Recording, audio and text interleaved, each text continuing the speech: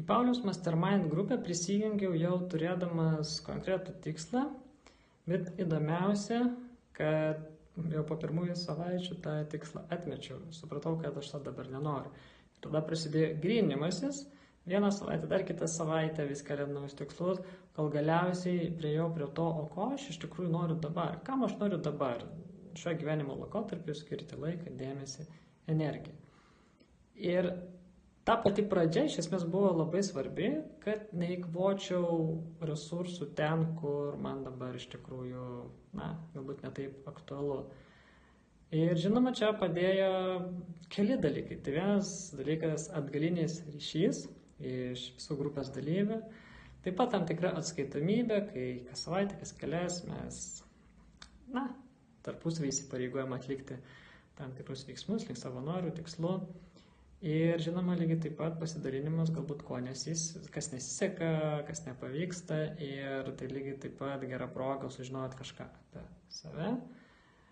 Ir vėlgi gavus atgalinį ryšį, kaip galima judėti toliau arba kokius pokyčius tiesiog daryti. Tai tikrai rekomenduoju tiems, kas galbūt nežino apskritai, ko jie nori, bet jaučia, kad tai, ką daro dabar, kur yra dabar, tiesiog nori kažką keisti. Tai grupė yra skirta išsigryninimui tikslo, pirmųjų žingsnių pastatymui, atgalinio ryšio išgirtimui, aišku, geresniam savęs pažinimui ir tam įsivažiavimui per tos keletą mėnesių, kad su grupės pagalba įsivažiuojama, paskui, kai tiekam vieni, judame toliau sklandžiai.